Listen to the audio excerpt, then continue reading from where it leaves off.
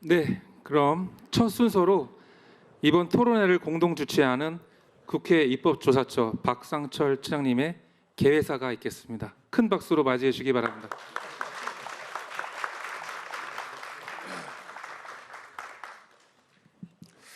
안녕하십니까. 박상철 국회 입법조사처장입니다. 오늘 바쁜 일정에도 같이 공동 주최를 하게 된 안성훈 의원님 감사합니다.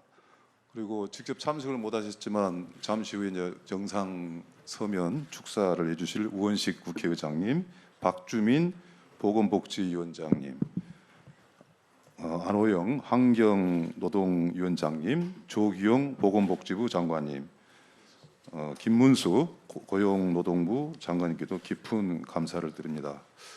그리고 이번 토론회는 곽상은, 안상훈 두 의원님과 함께 국회 입법조사처, 한국장애인 고용공단 고용개발원, 청년재단, 한국노동연구원이 공동으로 주최하는 자리로서 경계선 지능인의 실태, 지원 정책 그리고 입법 동향에 관한 과제를 논할 것입니다. 여러분 잘 아시겠지만은 경계선 지능인은 지능 지수가 장애의 기준에는 미치지 못해 장애인으로 분류되지 않지만 실질적인 어려움을 겪고 있는 이 문제가 매우 어떻게 보면 우리의 장애인 정책에서는 가장 핵심적인 그런 주제가 저는 이제 됐다고 봅니다. 그래서 저희 조사처에서도 그동안에 이 부분에 관한 연구 보고서를 많이 냈고요. 그리고 올해 들어와서 처음으로 국회의원 되신 분들한테 22대 국회에서는 이런 입법을 좀 해달라는 가이드북을 만들면서 이 주제를 가장 중요한 주제로 좀 선택을 했고, 그리고 10월 7일부터 국정감사가 시작됩니다. 그래서 아까 우리 이정성 이사장님과 이경희 원장님, 조윤성 원장님하고 같이 차 한잔하면서 올해 또 조사처에서 발간한 것 중에 하나가 국정감사 이슈 분석해서 10월 7일부터 한 달간 이루어지는 국정감사에서 언론과 국민들이 좀 주목을 좀 해줬으면 좋겠다라는 주제를 50개를 또 특별히 선정을 했었습니다. 그 중에 또 가장 중요한 주제로 오늘 토론할 경계선 지능인을 중요한 이슈로서 국정감사에서도 좀 다뤄달라 뭐 이런 다른 노력을 했고, 오늘 또 같이 공동으로 주최를 하고 있는 고용공단과 청년재단 그리고 한국노동연구원에서는 경계인 지능 청년들의 그 노동시장에서 성공적으로 진입을 할 수 있도록 그런 노력을 또 많이 해온 것으로 알고 있습니다. 이제 이러한 것들이 이제는 우리 사회에서 정말 체계적으로 입법화되고 또 입법화가 되더라도 좀 제대로 돼가지고 실질적인 어떤 그 지원을 하고, 그러다 보면 더 나아가서 이것이 장애인 권리에 대한 어떤 바이블로서 출발하는 어떤 첫 그 입구다라고 생각할 정도로 오늘 토론회는 굉장히 중요할 것 같습니다. 그래서 이 주제에 관한 그 입법조사처에서는 최선을 다하고 법이 만들어지는 때까지, 그때까지 그 여러분들하고 같이 적극적으로 지원을 또 하겠습니다. 우리 안상훈 의원님 나오셨으니까 또 그 부분은 또 적극적으로 또 해주시라고 믿고 있습니다. 오늘 그 자장을 맡아주실 그 정재훈 교수님 감사합니다. 여기서는 경계인 지능인 실태와 경계선 지능 청년 지원 사업을 변민수 의원님께서 발표를 해주시고, 전진호 입법조사관님, 정은하 대표님, 김병기 본부장님 감사합니다. 그리고 두 번째 주제는 이만우 입법조사처 국장께서 자장을 맡으면서 구수리 입법조사관 팀장이 경계인 지능인 지원 관련 정책 및 입법 동향과 과제에 대해서 발표를 해주고, 박주희 사무총장님, 김영하 연구위원님, 최윤경 교수님 오셨습니다. 정말 감사합니다. 이 분야에 관한 모든 분이 제가 한 자리에 모셨다고 생각합니다. 그래서 우리 입법조사처에서는 하는 일이 이러한 법이 제대로 만들어져서 법대로만 하면은 모든 것이 해결될 수 있도록 그런 것을 하도록 최선의 노력을 하겠습니다. 오늘 저는 믿습니다. 좋은 결론을 맺으리라 봅니다. 여러분 감사합니다. 네, 감사합니다. 네, 다음은 환영사 순서입니다. 다음은 국민의힘 안상훈 의원님께 환영사를 부탁드리도록 하겠습니다. 큰 박수로 맞이해 주시기 바랍니다.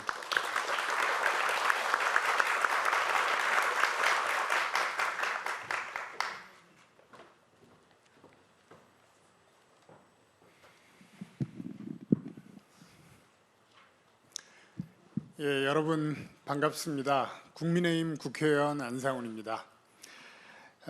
바쁘신 그런 날이고 또 오늘 밖에 날씨가 너무 좋아서 사실은 좀 실내에 있기 아까운 그런 시간인데 다들 의미 있는 그런 오늘 행사를 위해서 모여주신 것 같습니다.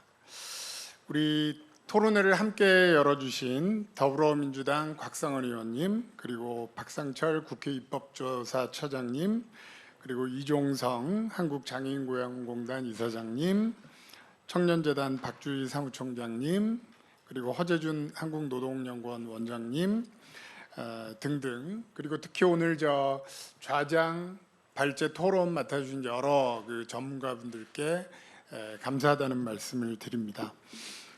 제가 오늘 점심 식사하고 오다가 차가 막혀서 처음부터 다 보지 못했지만 그 조이풀 오케스트라 그 연주 마지막에 좀 들었습니다. 다음번에는 좀 풀 버전으로 국회의원회관에 그 연주회가 가능한 공간이 있더라고요. 글로 한번 초청을 할 수 있도록 해보겠습니다.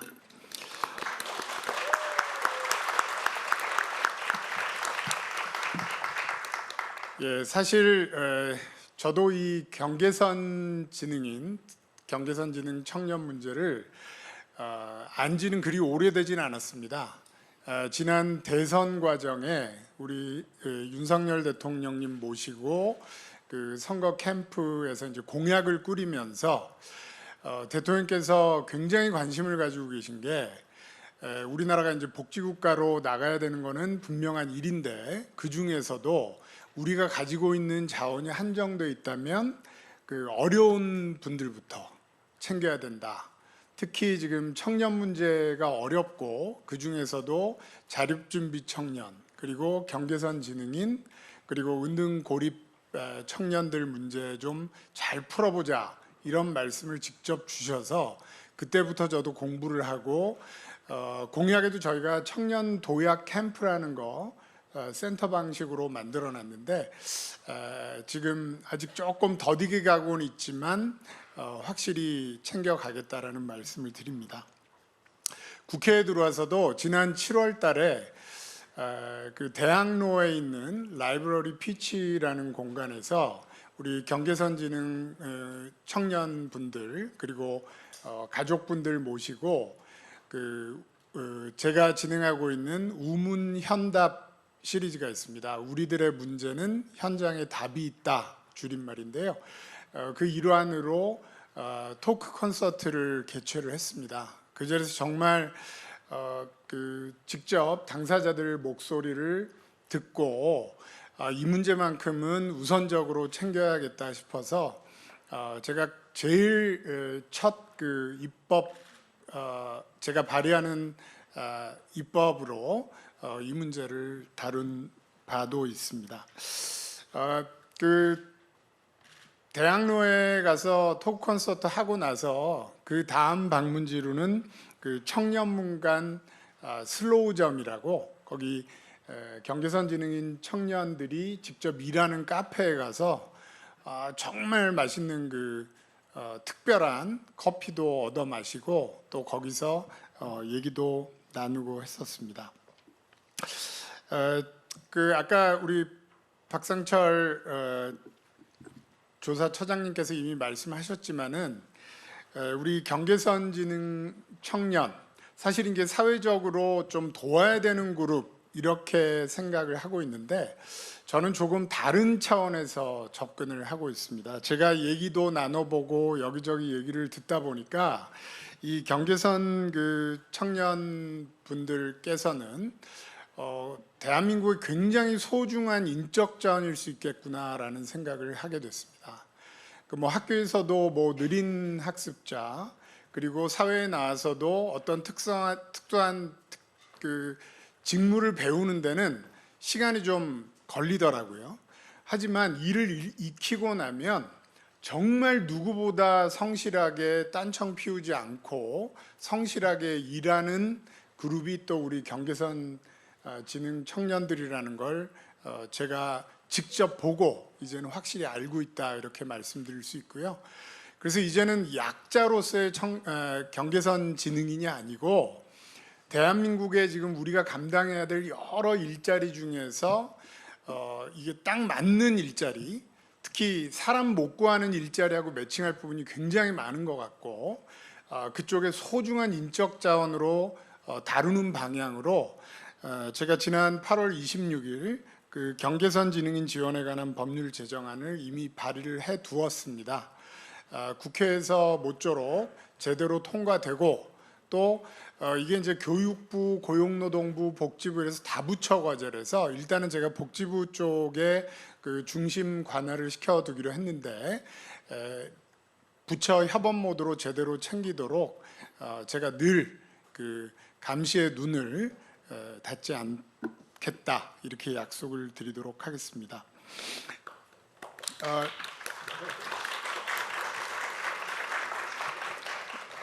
예, 우리 추경호 원내대표님 다시 한번 소개드리겠습니다. 큰 박수로 다시 한번 맞아주십시오.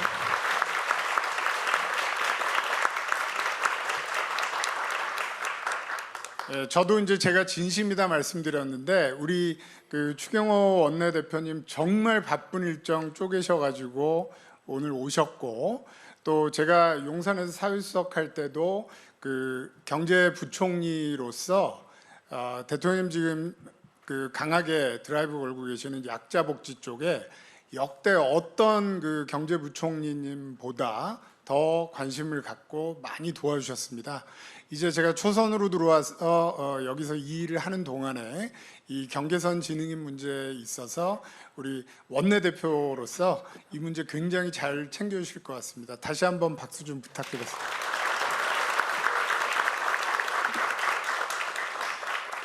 예, 제가 말씀드렸지만 그 한편으로는 약자지만 또 한편으로는 대한민국의 소중한 인적 자원이 될 수 있는 우리 경계선 지능 청년을 위해서 저희 국민의힘 또 야당도 손을 맞잡고 꼭 새로운 그런 세상의 그림을 펼쳐가겠다 약속드리면서 제 말씀 마치겠습니다. 감사합니다.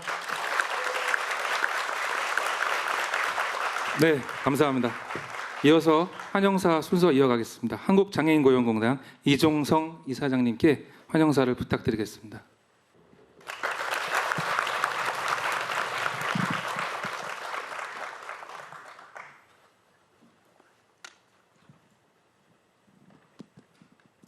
네, 안녕하십니까. 지난주 목요일 날 한국장애인고용공단 제16대 이사장으로 취임한 이종성 인사드리겠습니다.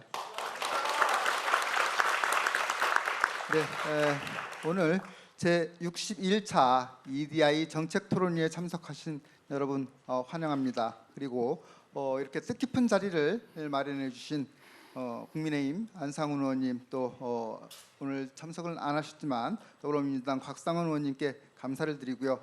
국회 입법조사처 박상철 처장님 그리고 한국노동연구원 허재준 원장님과 청년재단 박지희 사무총장님께 감사를 드립니다. 그리고 국정에 바쁘심에도 불구하고 오늘 특별히 시간을 내주시고 참석해 주신 우리 국민의힘 추경호 원내대표님 그리고 최영두 의원님께 진심으로 감사의 말씀을 드립니다. 그리고 또 오늘 토론회를 아낌없이 지원을 해주신 한국장애인개발원 이경혜 원장님 또 중앙사회서비스원 조상미 원장님께도 감사의 말씀을 드립니다. 아까 우리 안상훈 의원님께서 말씀하신 바와 같이 경계성 지능인들은 생활 속에서 적절한 지원 또 배려가 많이 필요합니다. 그럼에도 불구하고 법적으로 장애인으로 분류되지는 않고 있어서 사회적인 지원에서 배제되고 있는 경우가 많습니다. 이러한 경계성 지능인에 대한 적절하고 또 체계적인 지원 정책이 마련된다면 우리 사회의 소중한 구성원으로 자리매김할 수 있을 것이라고 생각합니다. 또한 이를 위해서는 입법적인 노력이 필수적입니다. 국회 입법조사처와 함께 주최하는 오늘 토론회가 경계성 지능 청년들의 일상 그리고 교육 그리고 고용을 통한 사회 참여 가능성을 탐색하는 자리라고 생각합니다. 다양한 배경과 경험을 가진 분들의 많은 아이디어가 또한 많은 분들에게 영감을 줄 것이고, 더 나아가 경계성 지능의 청년들이 꿈을 펼칠 수 있는 귀중한 기회를 제공하는 계기가 될 것이라고 확신합니다. 또한 오늘 이 자리가 더 포용적인 사회를 만들어가는 초석이 되기를 희망합니다. 귀한 시간 내어 오늘 토론회에 참석해 주신 모든 분들께 감사드리며 뜻깊은 시간 되시길 바랍니다. 감사합니다. 네, 감사합니다. 마지막 환영사 순서로 공동 주최한 한국노동연구원 허재준 원장님께도 잠시 환영사 말씀을 부탁드리도록 하겠습니다.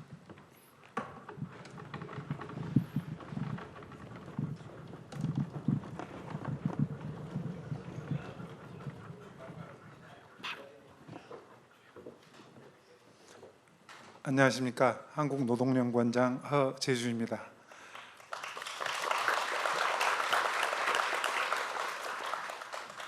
사실 저도 안상훈 의원님이 말씀하셨듯이 경계선 지능 청년에 대해서 안지가 그리 오래되지 않았습니다.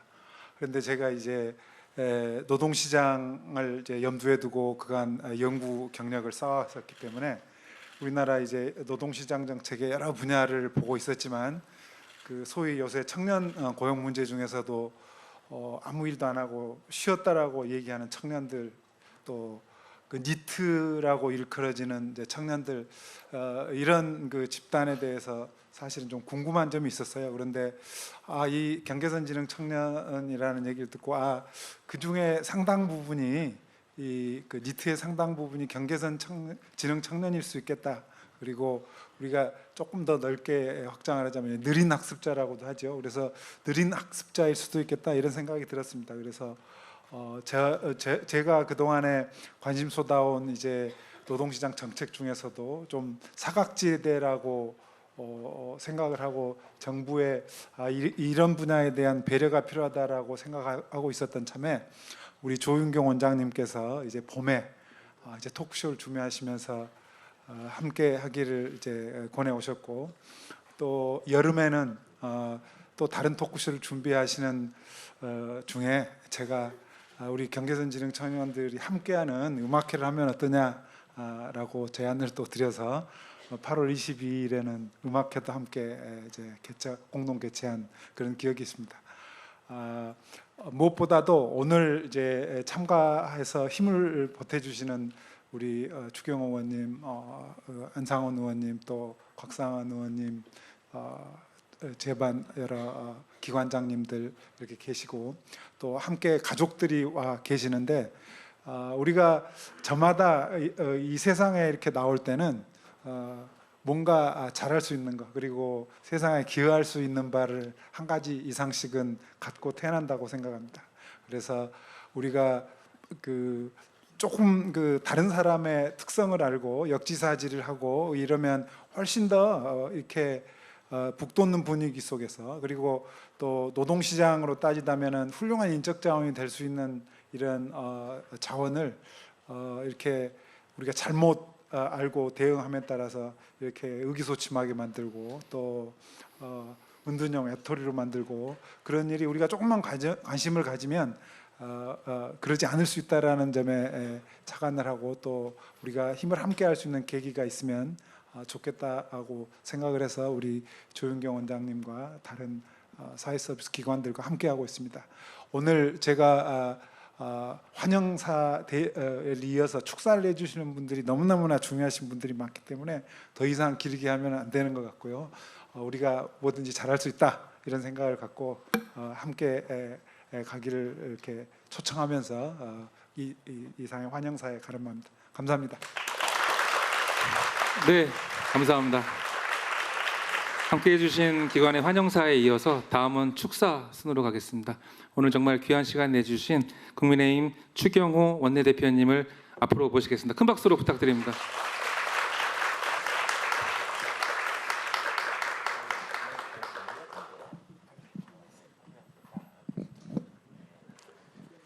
예, 여러분 반갑습니다. 국민의힘 원내대표 추경호입니다. 예, 제가 조금 늦었습니다. 그래서 오늘 국회 지하 이 도서관 강당에서 한다고 그래서 여기가 공간이 꽤 큰 곳인데 여기에 여러분들 모시기도 간단찮을 텐데 이렇게 했는데 정말 많은 분이 이 자리에 와 주셨습니다. 정말 반갑습니다. 경계성 지능 청년 지원 이 우리가 아까 뭐 전문가분들도 그 말씀하셨는데 경계성 지능인 경계성 지능 청년 사실은 사람들이 잘 생소한 분들도 많고 평소에 관심을 잘 못 가지는 경우도 많습니다. 근데 우리 정말 제가 존경하고 어뜸으로 치는 우리 안상훈 우리 의원께서 이렇게 정말 전문가답게 좋은 이런 토론회를 가지고 이제 문제를 본격적으로 국회 내 공감대 확산시키고 정말 우리 사회에 이 분야에 더 많은 사람들이 관심 갖고 정책적으로 발전시켜야 되겠다 하는 문제인식 갖고 오늘 이런 정말 의미 있는 토론을 해주신 것 같습니다.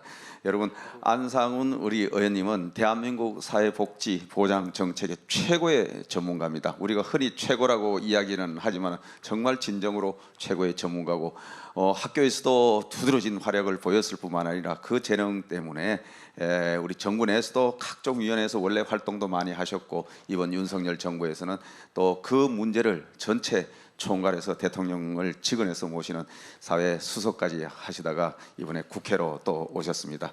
아마 사회 수석 하시다가 대통령실에 있었는데 이게 뭐 정부 내 조정을 하는데 결국은 법제도를 만드는 데는 역시 국회가 딱이다. 이래서 아마 국회 와서 내가 직접 뭘 하고 이걸 돌파해야 되겠다 이런 문제인식 갖고 하신 것 같습니다. 그 중에 여러 지금 주요 정책 이슈를 다루는데 경계성 지능 청년 이 문제를 갖고 시작을 하셨습니다. 정말 대견하고 자랑스럽지 않습니까? 여러분 그렇게 생각하시면 크게 우리 안 의원님께 박수 한번 보내주십시오. 예. 여러분의 박수 크기가 정책이 얼마나 더 빠르게 강화되느냐 좌우되는 겁니다. 정말 이렇게 아마 오늘 박수로 기대를 많이 보내주셨는데 그 보낸 것이 하나도 아깝지 않을 겁니다. 아마 오늘 전문가분들하고 토론을 하시고 그래서 여러 발제 또 좋은 이 지혜를 이렇게 내주시고 하면 아마 정책으로 잘 가다듬고 오늘 한 분이 부족하면 또 두 번, 세 번 토론회도 하고 이렇게 해서 입법안을 아마 만들 거고 또 필요하면은 이 정부의 정책 사업 프로그램도 만들고 해서 재정 지원 이제 프로그램도 가동을 시키고 아마 이런 많은 여러 다양한 아이디어들이 나오지 않을까 생각합니다. 그렇게 되면은 제가 현재 우리 평소에도 제가 늘 우리 사부님처럼 늘 많이 배우고 하는 분인데 오늘 또 선생님이 좋은 프로그램 만들어주면 제가 원내 대표로서 우리 동료 의원들하고 함께 힘을 모아서 입법화하고 또 재정 지원 프로그램 많은데 저도 힘껏 힘을 보태겠다 이런 말씀을 드립니다. 그리고 우리 여기 이종성 우리 이 장애인공단 이사장님 와 계신데 저하고 지난 회기에 같이 의원으로서 동료 의원으로서 활동을 하셨습니다. 이 정말 장애인 문제에 누구보다도 현장의 최고 전문가고 우리 대한민국의 장애인 정책을 한 단계 더 레벨업 시켜야 되겠다. 정말 열정적으로 4년을 활동을 하셨습니다. 그래서 지금 국회를 떠나서 제가 정말 아쉬운데 그래도 장애인공단 이사장으로 가 계셨으니까 아마 현장에서 더 좋은 현장 친화적인 여러 정책, 사업 프로그램을 발굴하시고 장애인들 고용 촉진을 위해서 아마 적극적으로 활동하시리라 이렇게 생각합니다. 여러분 그렇게 기대하시죠? 예, 크게 박수 한번 보내주시죠. 그리고 오늘 전문가분들 오셨고 또 현장에 이 문제에 관심 갖는 많은 가족분들도 오시고 이렇게 하셨습니다. 저도 우리 국민의힘에서도 이 문제에 대해서 더 많이 관심 갖고 특히 장애인 정책 이것이 우리 선진국 수준으로 정말 명실상부한 이 분야에 있어서도 대한민국이 선진 대열로 합류할 수 있는 제도의 선진화를 위해서도 저희들도 힘껏 힘을 보태겠다 이런 말씀을 드립니다. 여러분 정말 진심으로 반갑고 여러분을 응원합니다. 저희들도 열심히 하겠습니다. 축하드립니다. 고맙습니다.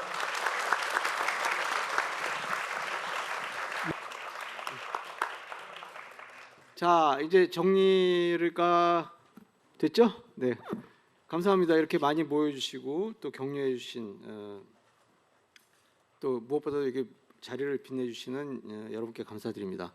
그러면은 이제 일부 주제 발표를 해야 될 것 같은데요.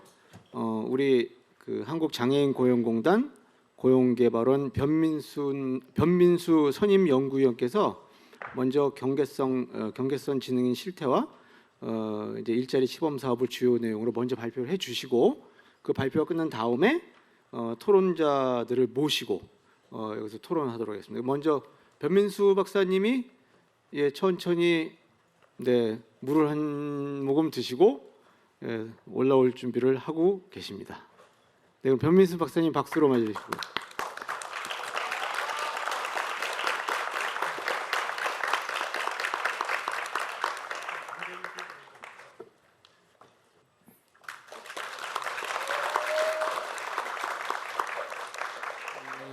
여러분이 가지고 계신 자료와 제 PT 화면 순서가 다소 상이할 수 있는데 양해 좀 부탁드리고요.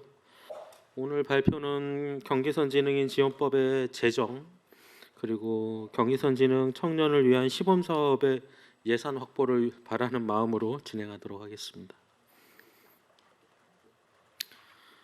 저는 오늘 경계선지능인의 어떠한 점을 우리 사회가 봐야 하는지 이야기하려고 합니다. 먼저 이해가 필요할 것 같고요. 사업도 고민해야 되고 제도도 생각해야 될 것 같습니다. 경계선 지능 청년을 대상으로 한 그 기사의 그 화보입니다. 여러분은 이 사진 중에서 어떤 것들이 눈에 들어오시는지 모르겠습니다만 저는 왼쪽 하단에 있는 법 안으로라는 피켓이 눈에 들어옵니다. 일반적으로 경계선 지능인은 학령기에 학교 폭력에 노출되고 성인기에는 범죄에 노출된다고 합니다. 사실 이들은 우리 사회의 경계에 있는 것이 아니라 어쩌면 우리 사회 보호 체계 경계의 바깥에 있는지도 모르겠습니다. 의학적인 접근에서 경계선 지능인은 지속적인 관심을 가져야 하는 대상으로 규정되고 있습니다. 그러나 아시다시피 경계선 지능인을 위한 특성에 맞는 지원들은 충분하지 않은 것이 현실입니다. 경계선 지능인들의 특성을 이야기할 때 우리는 보통 경계선 지능이라는 단어 때문에 또는 느린 학습자 단어 때문에 경계선 지능인의 학습적인 특성에 주목하는 경우가 많은데 제가 보기엔 경계선 지능인은 결과적으로는 사회관계 또는 직장 생활에 더 심각한 어려움에 처하여 있다고 생각합니다. 발달 영역별로 살펴보면 인지와 관련해서는 보통 일머리가 없다, 눈치가 없다. 적응 행동과 관련해서는 일의 우선순위를 결정하는데 어려움이 있다 이런 얘기를 하는데 둘 다 직장 생활에서 겪게 되는 어려움이라고 할 수 있습니다. 인지와 적응 행동의 어려움은 결국에는 사회적 형성의 어려움으로 이어집니다. 흔히 말하는 왕따가 대표적인 표현인 것 같습니다. 청년들은 타인의 시선에 민감하지만 그 시선이 무엇을 의미하는지 이해하기 어렵고 또 힘들어하는 경우가 많습니다. 이러한 정서적으로 힘든 상황은 우울증으로 이어지기도 합니다. 문제는 이러한 고통을 겪고 있는 청년들이 생각보다 굉장히 많다는 것입니다. 현재 우리나라 핵심 경제활동 인구는 계속 감소 중입니다.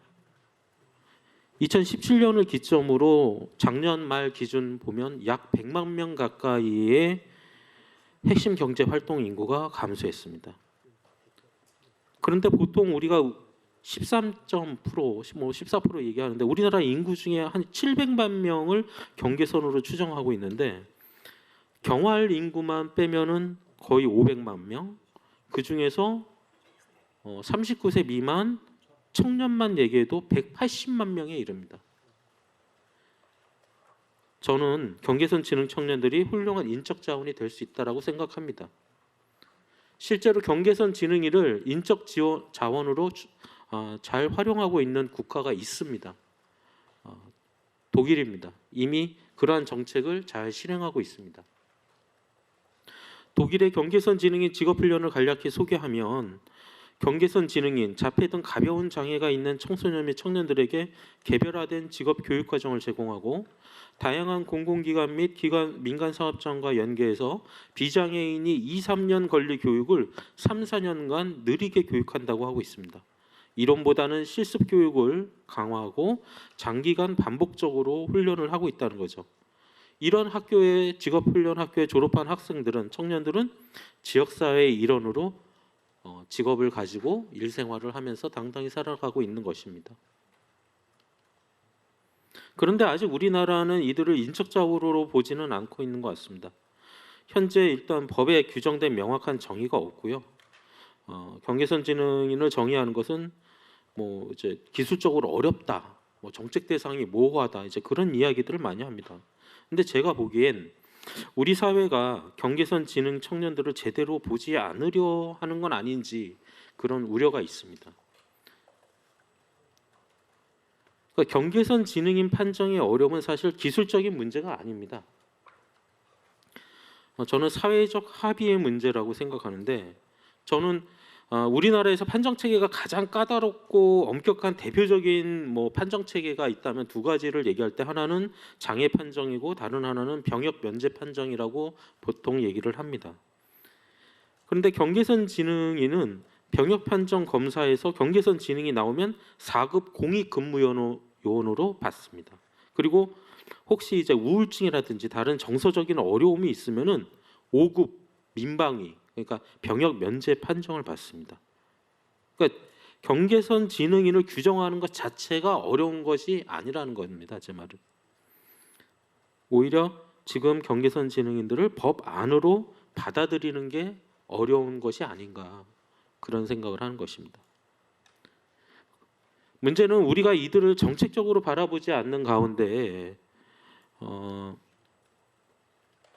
많은 경계선 지능인들이 우리 사회의 주변부로 내몰리고 있다는 거죠. 그것도 굉장히 체계적이고 구조적으로 배제되고 있다는 건데, 양육시설, 우리가 옛날에 이제 보육시설이라고 하는 그런 보호 아동의 15%에서 25%까지가 경계선 지능이라는 추정치가 있습니다. 기초수급자 및 차상위자 중 한 25%가량, 그리고 고양시에서 한 실태조사에 따르면 느린 학습자 청년의 한 50%가 무직 상태고, 아동 미혼모 지원 네트워크의 내부 통계에 따르면은 미혼모의 60% 이상이 경계선 지능인이라는 그런 통계도 있습니다. 이러한 경계선 지능 청년에게 무엇보다 필요한 것은 고용 지원입니다. 제가 이제 경계선 지능 청년의 말을 빌어서 표현하면, 자기들은 기초수급자가 되기를 원하지도 기다리지도 않는다고 합니다. 힘들어도 일하고 싶다고 얘기를 합니다. 천천히 배울 수 있는 기회가 주어진다면 일을 할 수 있다고 경계선 지능 청년들이 얘기를 하고 있습니다. 이제 3분밖에 안 남았다고 얘기를 하네요. 좀 빨리 진행을 하겠습니다. 근데 어쨌든 현재 복지관에서 하고 있는 교육 차원만으로는 좀 취업까지 이들을 이끌어가긴 좀 어렵다라는 걸 말씀을 드리고요. 기사 제목에서 말하듯이 오래 일하고 싶은 청년의 마음, 이것이 우리가 이들을 정책적으로 지원해야 하는 이유일지도 모르겠습니다. 경계선 지능 청년들은 좀 느리지만 작업 환경을 조정하고 훈련을 반복하면 일을 할 수 있습니다. 제가 이번 연도 시범 사업을 수행을 하면서 그걸 직접 확인을 했습니다. 최근 지자체를 통해서 여러 가지 이제 프로그램이 있는데, 그러나 이러한 직업 훈련이 취업으로 이어지기 위해서는 이제 중앙 정부, 국가가 나서야 될 시점이라고 저는 생각을 합니다. 지난 3개월 뉴스 빅데이터에서 기관과 키워드로 구성한 경계선 지능인 관계도 분석입니다. 오른쪽 하단에 보면 한국장애인고용단이 보입니다. 저희 공단의 노력이 빅데이터에서도 드러나는 것 같습니다. 보시면 진로라는 그런 키워드와 한국장애인고용공단이 연결되어 있습니다. 앞으로는 공단이 제일 잘하는 취업이라는 키워드와 연결되기를 희망합니다.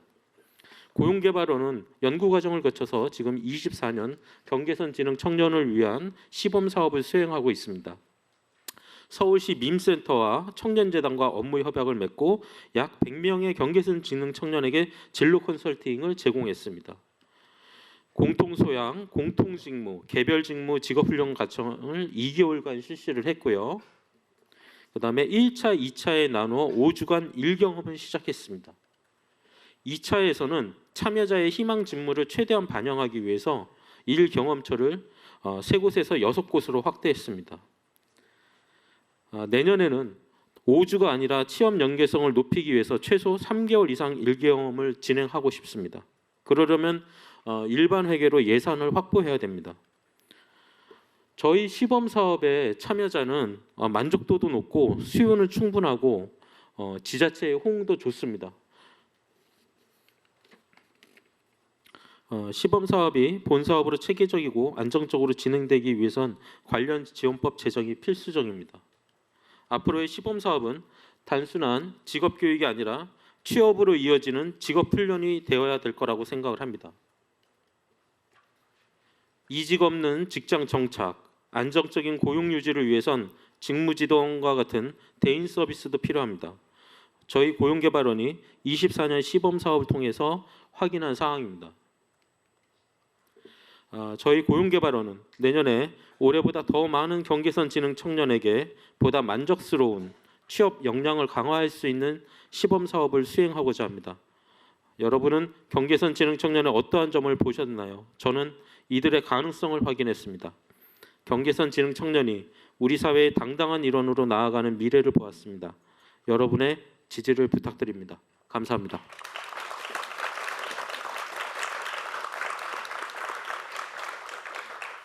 본격적인 토론을 시작하기에 앞서서 토론자를 한번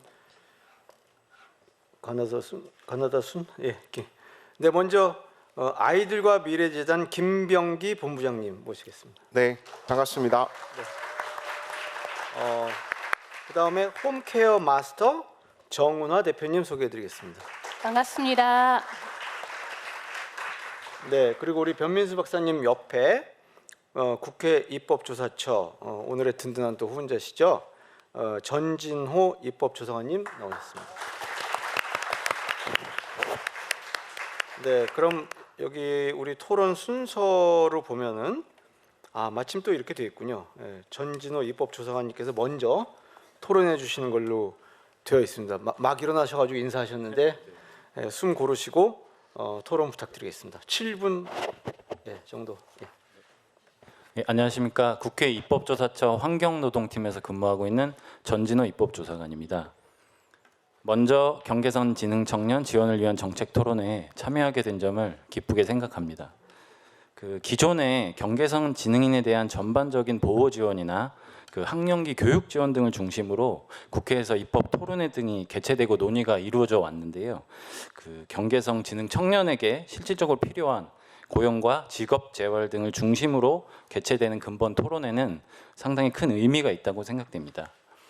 토론은 발제문의 내용을 중심으로 고용 지원 사업의 필요성과 실효성을 확인해 보고 향후 안정적으로 사업 실시를 하기 위해서 필요한 여러 가지 입법적 방안 등을 질문하고 함께 고민해 보는 방식으로 진행하도록 하겠습니다. 그럼 발제와 관련해서 논의를 시작해 보겠습니다.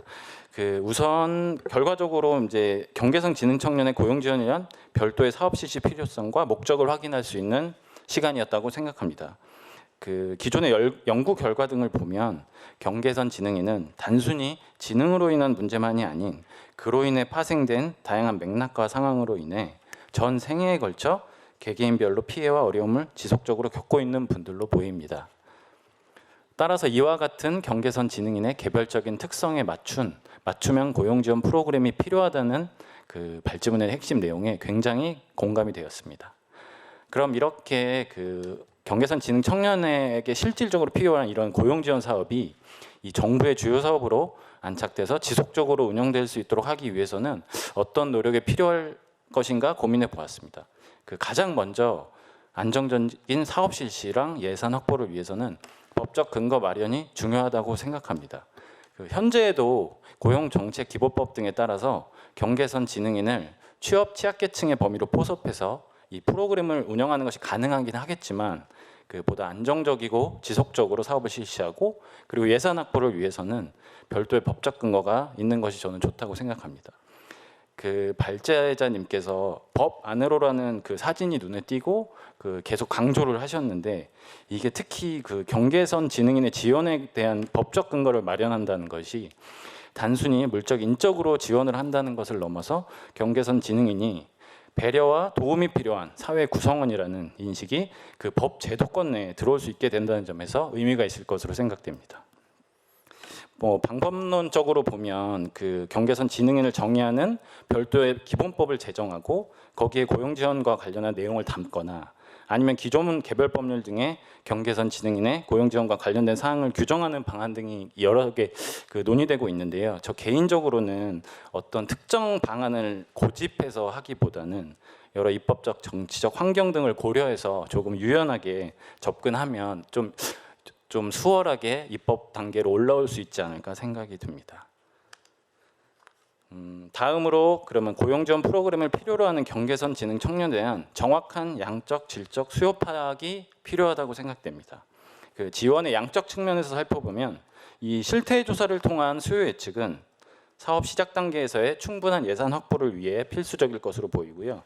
특히 실태 조사 결과를 바탕으로 한 어떤 객관화된 수치나 지표는 그 예산 확보 과정에서 보다 용이하게 도움이 될 것으로 생각됩니다.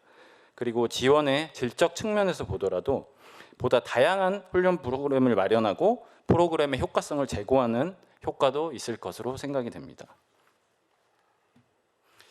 그리고 이 그 발제 저 PPT 자료에 포함되어 있는 내용을 보면 그 경계선지능 청년의 근무 과정에서 낮은 자존감, 정서적 불안, 뭐 우울 이런 문제가 발생했다고 나타나는데 이는 학령기의 왕따 등 과거의 부정적 경험에 축적돼서 기인한 것으로 그 이런 약간 직업 훈련 기간 동안에 이를 모두 극복하기는 좀 어려울 것으로 생각이 됩니다.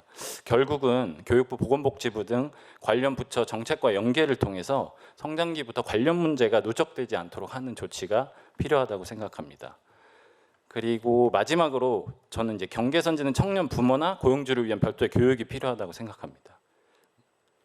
그 발제문 그 내용을 보면 그 샤워하는 법을 한 달 동안 알려준 경계선 지능 청년 부모에 대한 설명 이런 부분도 나오는데요.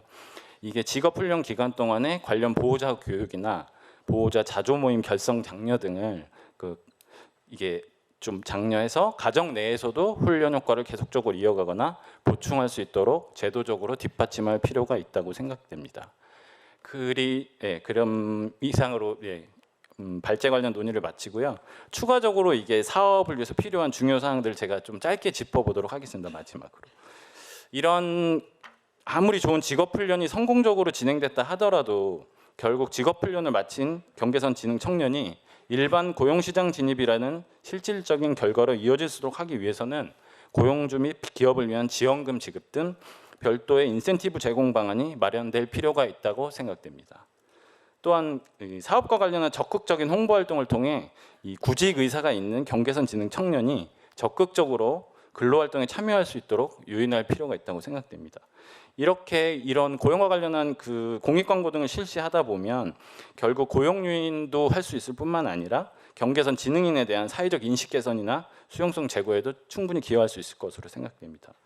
그리고 마지막으로 고용 지원에 추후 관련 직무에 대한 여러 이런 뭐 바리스타나 이런 업무 등에 대한 이해도 숙려도가 높은 경계선 지능 청년 등이 자영업을 창업하면 제도적으로 뭐 이렇게 예산적으로 지원해 보는 방안도 나중에는 함께 고민해 본다면 좋을 것 같습니다. 그럼 이상으로 토론을 마치도록 하겠습니다. 감사합니다. 네, 감사합니다. 시간 딱 지켜주신 것 같은데 그 법적 근거에 따른 고용 지원이라는 틀을 유지를 하되 유연하게 접근하는 것이 좋겠다라는 말씀을 해주셨고 실태 조사가 필요하고 그 여러 가지 지원을 말씀하시는데 이제 제가 이해하는 바로 이제 지속적인 사례 관리가 이제 필요하다라는 요지의 말씀을 해주신 것 같고 부모나 고용주 교육의 필요성도 말씀하셨고 이런 어떤 지원 성과, 고용 성과에 대한 어떤 보상 체계 마련 그런 말씀을 해주셨습니다. 감사합니다. 그럼 이어서 제 옆에 바로 홈케어 마스터 정훈아 대표님께서 앉아 계신데 네. 역시 토론을 또 이어가 주시겠습니다. 예. 우선 이 정책 토론에 제가 참석을 하고 이렇게 발표를 할 수 있게끔 토론을 할 수 있게끔 자리를 제공해 주셔서 감사하고요. 저는 이제 경계선 지능인 청년에게는 어떤 지원이 필요한가라는 제목으로 토론을 하게 되었습니다. 그런데 지금 여기 많은 토론에 관련된 토론문을 했지만 가장 말씀드리고 싶은 거는 저는 이 자리에서 저희는 경계선 지능 청년에게 일을 할 수 있는 일자리를 제공했던 업체이기 때문에 다른 것보다는 제가 이 일 경험을 하고 난 후에 느낀 점을 위주로 얘기를 하도록 하겠습니다. 우선 일 경험에 대한 부분에 대해 의뢰를 받고 흔쾌히 수락을 하게 되었고요. 저희가 취약계층에 있는 청년 중에 경계선에 있는 직원 한 분이 있었기 때문에 아주 편안한 마음으로 일 경험을 할 수 있도록 저희가 제공을 하게 되었습니다. 그런데 실질적으로 저희 직원과는 다른 일 경험을 하고 있는 청년에게서 또 다른 제가 발견하지 못했던 문제들을 많이 발견을 하게 되었었고요. 또 여기서 조금 부족한 부분이나 이런 것들 좀 어떤 부분이 좀 보완이 되었으면 좋겠다라는 부분들을 많이 느꼈던 5주였습니다. 중간에 한번 간담회를 통해 얘기도 하였지만 일 경험이라는 그 시간이 5주라는 시간, 3시간이라는 시간이 너무 짧다라는 개인적인 생각이 너무 컸었습니다. 과연 이 3시간이라는 시간 동안 이 청년이 얻어가는 게 도대체 뭘까라는 생각밖에 할 수가 없었던 상황이었고요. 물론 그 3시간 동안 이 청년이 경계선에 있는 청년이 받아가는 것들, 알아가는 것들도 물론 있었겠지만 굉장히 미흡하다라는 개인적인 생각이 아주 많았습니다. 저희가 일반적인 사람들도 일을 하기 위해서는 3개월이라는 과정을 두고 채용을 하는 과정이 있는데 3시간 동안 5주.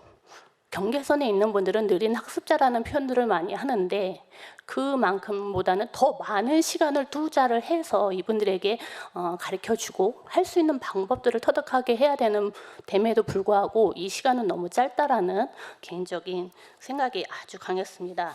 그래서 이 법 제도가 되고 지원이 된다라고 한다면 여기에는 직무지도 선생님이 당연히 붙어야 되는 상황인 건 맞는 것 같고요. 같이 가야 되는 건 맞고 시간적인 부분이나 이 일 경험을 하는 기간을 조금 늘려주시고 좀 길게 할 수 있는 뭔가 경험을 할 수 있게끔 해주셨으면 하는 바람이었습니다. 그리고 또 이 사업에 있어서 일경험 사업의 자활개발원 또는 모진 지역 자활센터, 사업단, 저와 같은 자활 기업들이 이 수행을 하는 거에 있어서 굉장히 적합하다는 생각을 좀 많이 하였습니다. 실제적으로 2000년 초부터 지역 자활센터와 근로사업단이 20년 이상 자활 근로사업을 운영을 하고 있고요. 취약계층에 있는 분들에게 많은 일자리 제공과 또한 교육을 같이 병행을 하면서 할 수 있는 많은 것들을 제공을 해주고 있기 때문에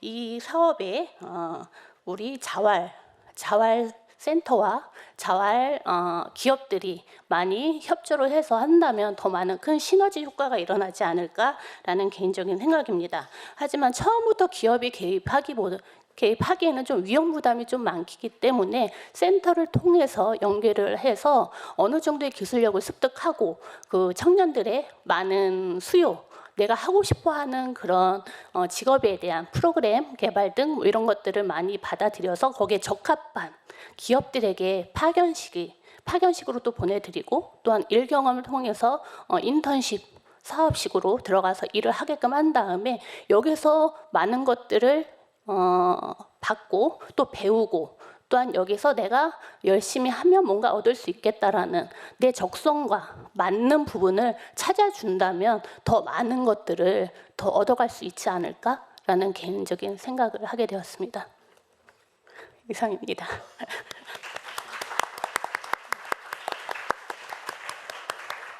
하실 말씀이 많으신데 네. 지금 시간 제한의 압박을 받으시느라고 이제 못 하신 이야기도 많이 있는 것 같습니다. 근데 이제 그 대표님 하신 이야기 중에 독일 사례도 보면은 사실 독일에서 이제 레안 베힌더롱 해가지고 이제 학습 장애로 보고 그 저희는 뭐 학교 졸업하고 나서 무슨 이렇게 지원 여러 가지 뭐 일 경험도 말씀하셨죠. 그렇지만 성장 과정에서 아예 그 취업을 나중에 염두에 둔 여러 가지 교육을 장기간에 걸쳐서 하는 이제 이런 어떤 시스템이 있는데 우리는 아쉽게도 아까 여기서 5주 동안 하루 3시간 네.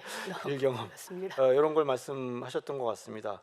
그리고 네, 그 독일에서 이제 그 페어더슐레 해가지고 우리를 치면 촉진 학교라는 표현을 쓰는데 그 우리 이런 그 경계선 지능 그때 학생이죠. 학생들 같은 경우에 페어더라는 말이 촉진한단 말인데 있는 걸 끄집어내 가지고 이렇게 더 잘할 수 있도록 해준다 이제 이런 의미인데 그러니까 뭐 지능이 낮은 게 아니라 가지고 있는 이 능력을 더 끌어낸다 이제 이런 의미로 접근을 하는 그런 의미도 말씀하시고 싶으셨죠?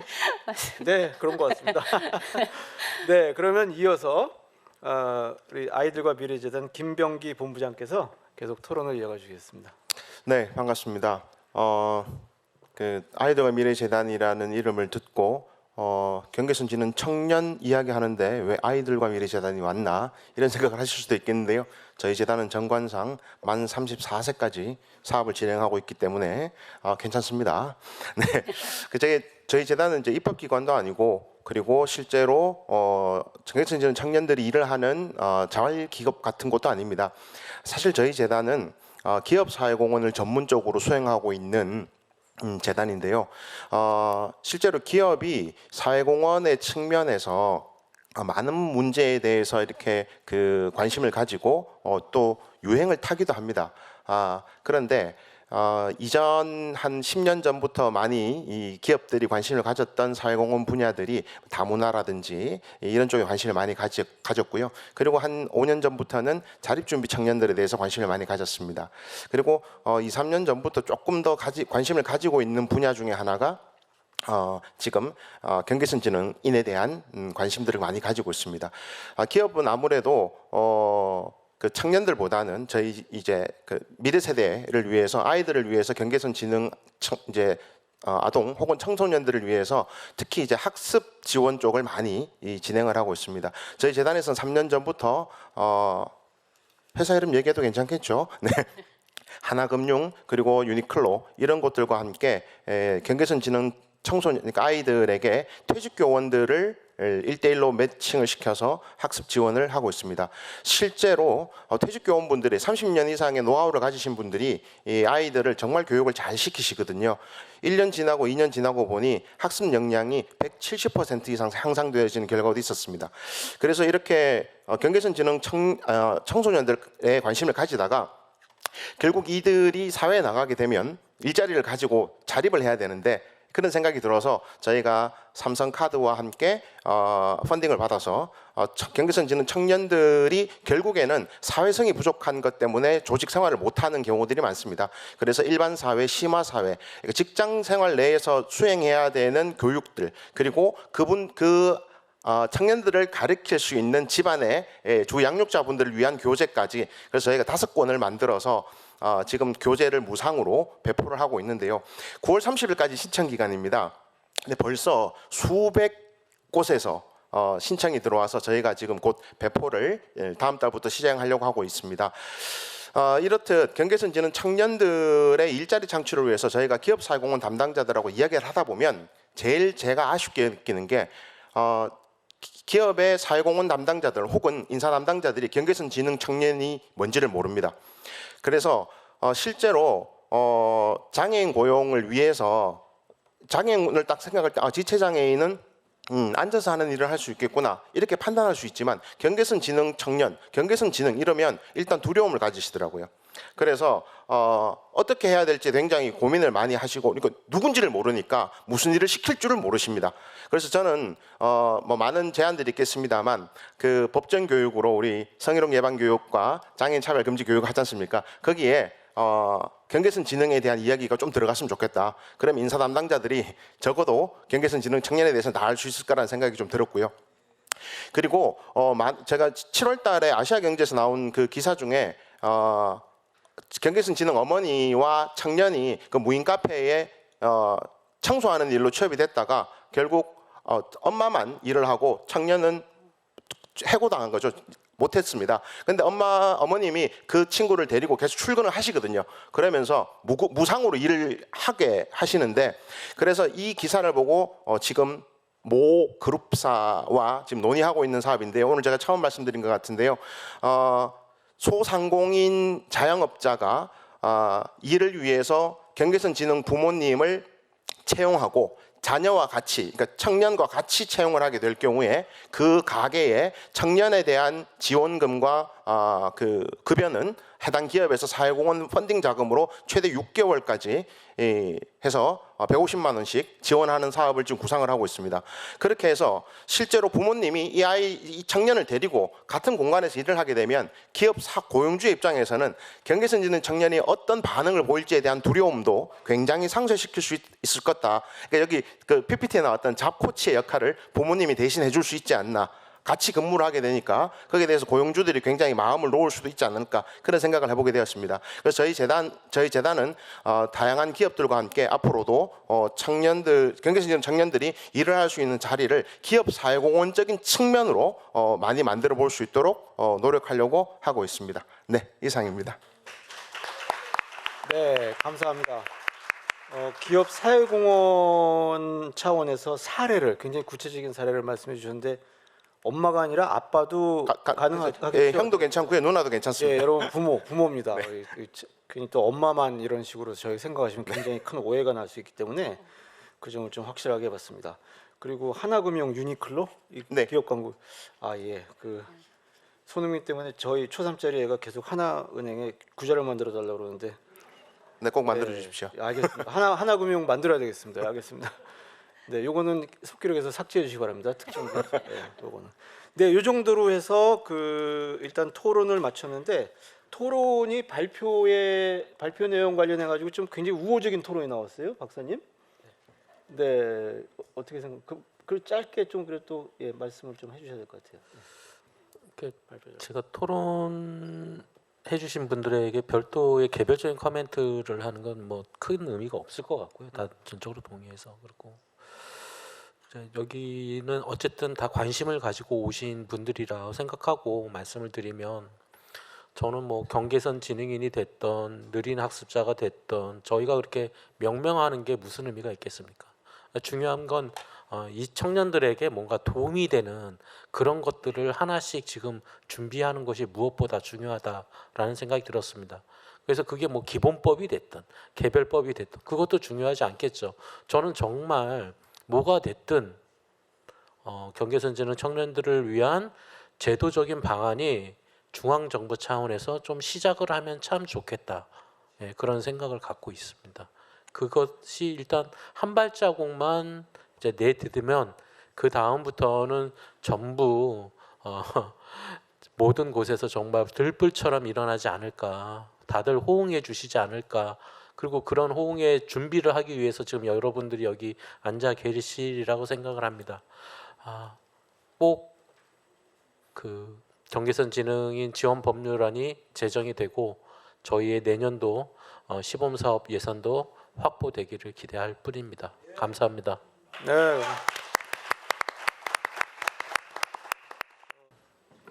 여기서 이렇게. 예.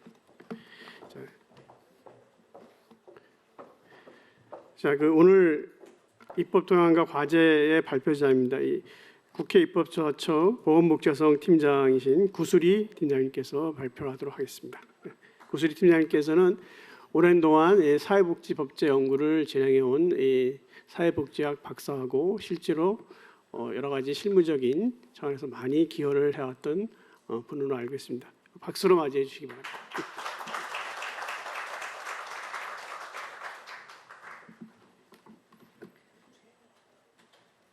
네, 안녕하십니까. 국회 입법조사처 보건복지여성 팀장 구슬이입니다.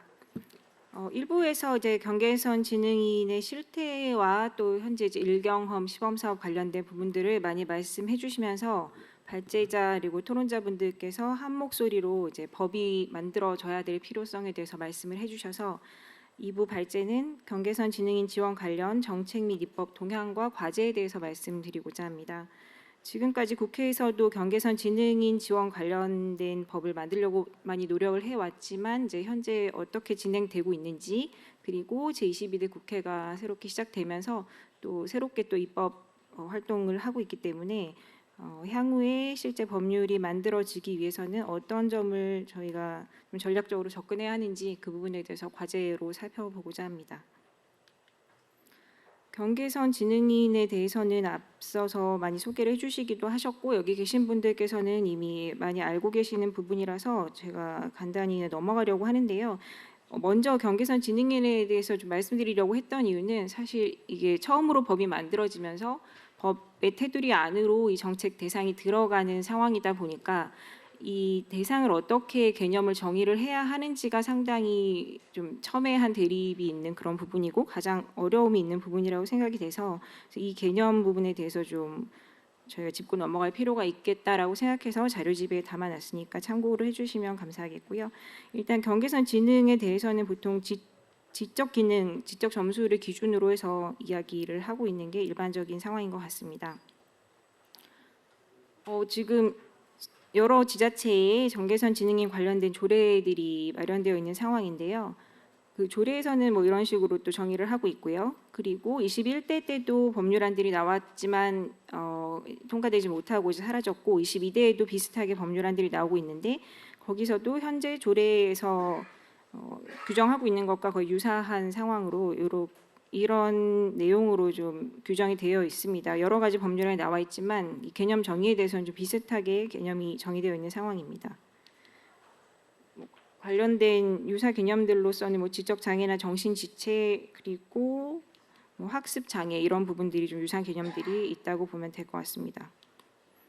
이 경계선 지능인에 대해서 사회적 관심이 어떻게 흘러왔고 또 이에 따라 국회에서 어떻게 논의가 흘러왔는지에 대해서 간단하게 정리를 좀 해보았는데 여기 계신 분들은 뭐 더 잘 아실 것 같기도 하지만 최초로 경계선 지능에 대해서 사회적 관심이 포착된 것은 사실 임상치료 현장 내지는 이제 관련된 학문 영역에서 좀 등장을 한 것으로 보입니다. 뭐 놀이치료라든지 언어치료 이런 치료 현장에서 뭔가 장애에는 해당되지 않지만 분명히 어려움을 겪고 있고 개입이 필요한 그런 대상들에 대해서 포착이 되면서 경계선 지능인에 대한 논의가 시작이 되었고요. 이후에 먼저 논의가 또 시작된 부분은 교육 현장입니다. 교육 현장에는 저희가 이제는 중학교까지도 의무 교육이 되다 보니까 모든 학생들이 다 들어가게 되어 있고 그 중에 이제 경계선 지능 학생들이 포착이 되면서 이들을 어떻게 도울 수 있을까 이에 대한 관심이 증가하게 되면서 교육, 임상치료 그리고 사회복지 영역에서 관련된 연구가 추진되었습니다. 2014년에 이제 EBS 기획 다큐 느린 학습자를 아십니까라는 다큐멘터리를 통해서 상당히 사회적 관심이 좀 증폭이 된 그런 계기가 있었고요.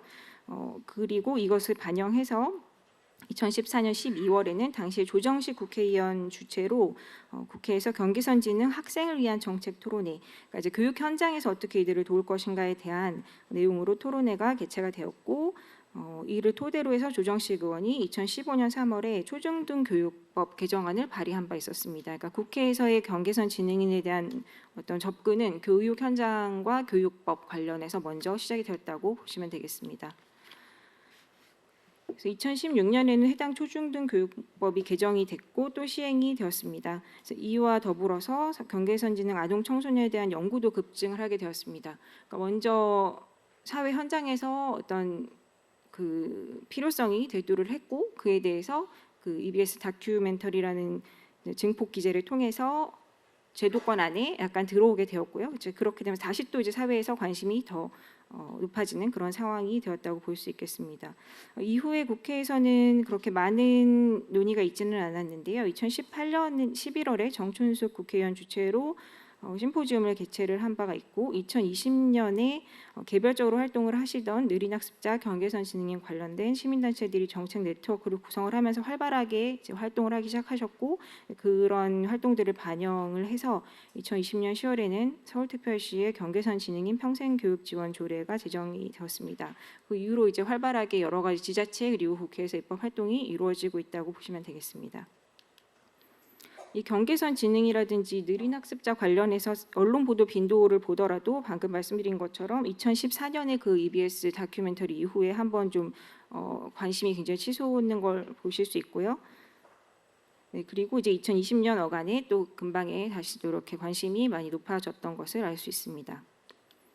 2021년 이후에 국회 정책 토론회 개최 횟수도 상당히 많이 증가를 하였는데 경계선 지능인 지원 입법 방향을 살펴보면 크게 두 가지 정도로 저희가 나누어 볼 수 있습니다.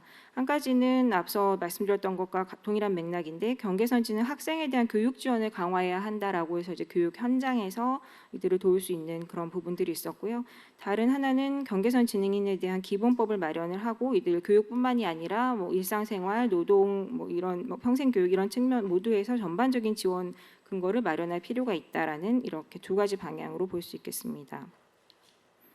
21대 국회에서는 먼저 이제 경계선 지능이라고 제목에서부터 검색되는 법률안으로는 4가지가 있었는데요. 경계선 지능인 지원에 관한 법률안 그리고 조금 제목은 다르지만 권리보장 및 지원에 관한 법률안이라고 해서 처음 위에 있는 2개 허영 의원, 강기윤 의원 이렇게 두 분 발의하신 내용들이 아까 말씀드렸던 어떤 기본법 그리고 전반적인 지원 근거를 마련하겠다는 법이었고 아래 있는 최영희 의원안과 안민석 의원안 같은 경우에는 경계선 지능인의 평생교육 그리고 경계선 지능 학생 교육 지원에 관한 법률안이라고 해서 경계선 지능 학생들에 대해서 교육 지원 그리고 뭐 성인들에 대해서도 평생교육을 지원을 하고자 하는 교육 영역에서의 법들이 발의가 되었습니다. 근데 이제 모두 다 처리는 되지 못하고 21대 국회가 종료가 되었고요. 그리고 관련해서 아동복지법이 사실 2건이 있었습니다. 조금 숨어있는 법이었다고 볼 수 있을 것 같은데요. 먼저 홍정민 의원안 같은 경우에는 대안반영 폐기가 되기는 했지만 원래는 경계선 지능 아동 관련 내용이 조금은 들어있었어요. 그런데 일반 그냥 아동들은 아니고 보호대상 아동이라고 해서 어떤 시설에서 보호하게 되는 그런 아동들 중에서 경계선 지능 아동들이 많이 있기 때문에 그 부분에 대해서 선별 검사를 포함해서 사각지대가 발생하지 않도록 하겠다라는 내용이었는데 사실 이 부분은 좀 빠지고 대한 반영 폐기가 되어 있는 상황이고요. 그리고 강덕구 의원 같은 경우에는 아예 아동복지법에 경계선 지능 아동에 대한 정의를 신설하고 여기다가 지원법을 만들려고 했던 시도였는데 이제 이렇게 되면 사실 아동 외에는 좀 빠지게 되는 한계가 있지만 아무튼 이 법률도 논의되지 못하고 폐기되었습니다. 그 밑에는 법률안은 아니고 결의안입니다. 이제 법률안과 결의안이 뭐가 다른가 하시는데 법률안은 통과가 되면 법이 되는 거고요. 결의안 같은 경우에는 이제 국회가 이런 것을 하겠다라고 이제 이야기하는 그런 내용입니다. 그래서 결의안은 이제 통과가 되어 있는 상황인데요. 그 내용은 그 밑에 페이지에 보시면 이제 이렇게 노력을 하겠다는 내용이고 이게 사실은 법률이 아니라 어떤 정책이나 예산으로서 이거를 하겠다는 내용으로 좀 이제 촉구를 하겠다라는 이제 국회 의지를 보여주는 그런 내용이라고 보시면 되겠습니다. 결의안은 이제 통과가 되긴 했지만 관련해서 법률안 통과가 못된 상황이었고요. 초중등교육법 같은 경우는 아까 2016년에 처음에 그 조정식 의원이 대표 발의해서 개정이 됐다고 말씀을 드렸는데 2016년에 처음으로 특수교육 대상자로 선정은 되지 않았지만 학습에 제약을 받는 학생들에 대해서 도와줄 수 있는 그런 법적 근거를 마련을 했고요. 2022년 12월에는 같은 규정이 다시 개정이 되면서 이들에 대한 실태 조사를 이제 매년 실시하는 걸로 바꾸게 됐고 국가나 지방자치단체 예산 지원도 재량적으로 할 수 있는 것을 의무적으로 하는 방향으로 개정이 되었습니다. 네, 자세한 내용을 여기서 살펴보시면 되겠고요. 이제 22대 국회 발의안을 다시 말씀드리겠습니다. 현재 오늘도 확인해 봤는데도 똑같은 상황입니다. 그래서 지금도 경계선 지능인의 평생교육 지원에 관한 법률안이라고 해서 교육 영역에서 조승환 의원님 발의하신 법안이 하나 되어 있고요. 그리고 기본법으로는 허영 의원님, 권칠승 의원님, 그리고 오늘 토론회 주최해 주신 안상훈 의원님께서 유사한 이제 법률안 3건을 기본법으로 발의해 주셨습니다. 21대 국회에서 이게 왜 잘 안 됐을까를 살펴봤을 때 좀 논의되었던 내용을 살펴보면요. 교육위원회 쪽에서는 이제 좀 기존에 있는 법이랑 유사하다라는 내용들을 좀 많이 했습니다. 그래서 사실 이런 느린 학습자에 대해서 교육 지원을 명시적으로 근거를 마련할 필요가 있다라는 거에 대해서는 좀 공감대가 형성이 되었기는 했는데요. 예를 들면 평생교육 지원 강화 같은 경우에도 현행 평생교육법으로 충분히 이거는 포괄할 수 있는 내용이 있다라는 식으로 이제 논의가 좀 더 진행이 되지 않았고요. 그리고 보건복지위원회로 들어갔던 경계선 진흥에 대한 기본법 전반적인 지원 근거 마련 이 부분에 대해서는 일단 필요성에 대해서는 여기도 마찬가지로 어느 정도 공감대 형성이 됐지만 재정 확보 방안을 마련할 필요가 있다라는 내용이 제기가 되었고 그리고 복지부 같은 경우에는 경계선 진행에 대해서 명확한 기준을 정립을 해야 된다. 서비스 요구도 파악해야 된다. 좀 더 이런 연구가 더 필요하다라는 내용이 있었고요. 교육부 같은 경우에도 유사한 의견을 제시하였습니다. 장애인 단체 같은 경우에는 이제 찬성하는 의견도 있었고 조건부로 찬성하거나 조건부로 반대 또는 반대하는 의견 여러 가지가 좀 혼재되어 있었는데 아무래도 여기서도 마찬가지로 판단 기준이 좀 모호하다.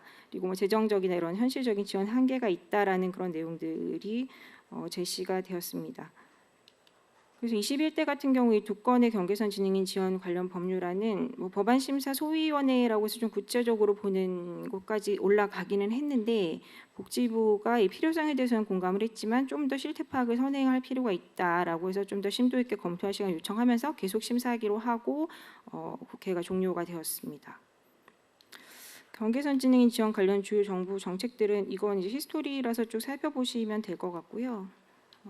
가장 이제 최근에 나온 게 경계선 진흥인 지원 방안이라고 해서 7월달에 관계부처 합동으로 나온 내용들이 있습니다. 그래서 뭐 문제점을 일단 조기 발견이 실태 파악이 좀 안 된 문제, 그리고 성장 단계에 따라서 맞춤형 지원이 부족하다는 문제, 그리고 경계선 진흥인에 대한 사회적 인식이나 지원 기반이 부족하다라는 것을 문제점으로 진단을 하고 각각에 대해서 어떻게 대응하겠다라는 이제 이런 로드맵을 발표를 한 상황입니다. 그래서 상당히 좀 정책적인 지금 이제 환경은 좀 우호적인 편이라고 생각을 하고 있는데요. 이 이제 법안으로 결국 들어가게 되려면 사실 가장 중요하게 정책 대상으로서 이들을 어떻게 개념을 정의할 것인가 그리고 범주를 어디까지 설정할 것인가 이제 처음에 말씀드렸던 것처럼 일단 지능 지수가 가장 어떻게 보면 명확한 기준이기는 한데 이것만으로 기준을 선정하는 것에 대해서는 좀 불합리하다라는 공감대가 좀 있는 상황입니다. 그렇다면 좀 어떤 기준을 선정할 것인가 만약에 뭐 예를 들면 점수를 몇 점까지로 끊는다면 그거보다 1점이 높은 사람은 어떻게 할 것인가 이제 현재 장애 등록제가 굉장히 좀 폐쇄적으로 운영되고 있는데 이 한계와 좀 같은 맥락이라고 보시면 될 것 같고요. 장기적으로는 장애 등록 제도 자체를 좀 패러다임 변화시켜서 좀 완화를 시켜서 정말 수요나 어떤 그런 욕구에 따라서 장애를 판정해서 지원할 수 있다면 가장 좋겠지만 이건 장기적인 과제라고 볼 수 있을 것 같고 또 사회 문화라든지 이런 변화도 마찬가지일 것 같습니다. 그래서 현재 접근을 할 때는 좀 범주는 약간 유연하게 설정을 하되 뭐 점수로 딱 끊는다든지 이런 거는 좀 저희가 피하는 게 좋을 것 같지만 또 이제 일률적인 지원을 하겠다라고 했을 때는 좀 법으로 만들어지기 어려운 측면이 있다라는 말씀을 드리고 싶고요. 소관 부처하고 법률 형식 이런 것들도 좀 명확하게 저희가 짚고 이걸 추진해 나가야 될 필요가 있을 것 같은데 왜냐하면 경계선 진흥이라는 완전히 좀 새로운 정책적인 대상을 새롭게 법에서 인지를 하고 지위를 부여를 하는 상황이기 때문에 기존에 있는 법률에 좀 포함되기에 어려운 측면이 있습니다. 어려운 그 이유에 대해서는 살펴보시면 될 것 같고요. 그래서 저는 경계선 진흥인의 정의를 하는 별도의 기본법 제정하는 것이 가장 현실적인 방안이라고 생각하고 현재 국회에서도 그런 방향으로 진행이 되고 있다고 말씀드리겠습니다. 소관부처는 만약에 기본법 성격의 재정법 마련을 한다면 보건복지부가 소관부처를 맡는 것이 가장 적합도가 높을 것으로 저는 생각을 하고요. 다만 이제 실제로 이제 고용 지원 사업이라든지 뭐 교육 관련된 지원 같은 것들은 복지부가 직접적으로 수행하기는 좀 어려울 것이고 이제 이 비중이나 역할을 어떻게 관계 부처들이 나누어 가질 것인가에 대해서는 좀 별도로 논의를 해야 된다고 생각합니다. 그렇지만 이제 기본법이 있어야 이 기본법에 근거를 해서 각각의 지원 사업들이 가능하고 또 이제 그것을 누가 맡을 것인지에 대해서 이 법률의 근거 조문을 마련을 할 수 있기 때문에 일단 기본법이 마련되는 게 꼭 필요하다고 생각합니다. 뒤에 이제 체계도는 참고하시면 될 것 같고 경계선 진흥인 지원법 같은 경우 만약에 별도로 이렇게 만들어진다면 기본법이 별도로 있고 관련된 이런 법률들이 경계선 진흥인 지원법에 근거를 두고 이를 서로 상호 인용하면서 규정되는 그런 체계가 합당하다고 생각합니다. 뒤에 저희가 지원 법안에 대해서는 안상훈 의원안 그리고 권칠승 의원안, 허영 의원안에 대해서 대목 조문 위주로 정리를 해놨는데요. 거의 좀 비슷한 상황이고 제가 봤을 때는 안상훈 의원안 같은 경우에 상당히 좀 많이 덜어내면서 조금 더 핵심적인 방향으로 이걸 가져가시는 전략을 택하지 않았나 좀 더 현실적으로 통과 가능성을 높이는 그런 전략을 택하시지 않았나라고 생각이 됩니다. 네, 제 발표는 여기까지 마치겠습니다. 감사합니다.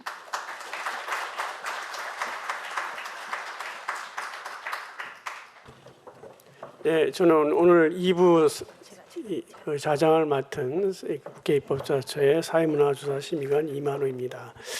먼저 구수리 보건복지여성 팀장님께서 그 입법 과제를 중심으로 입법 체계를 기본법 중심으로 또 소환부처를 복지부 중심으로 각각의 그 다른 부처와의 협력해서 구체적인 지원이 수립될 수 있도록 지원이 가능하도록 입법 체계를 잡아야 된다는 얘기를 중심으로 말씀을 하셨습니다.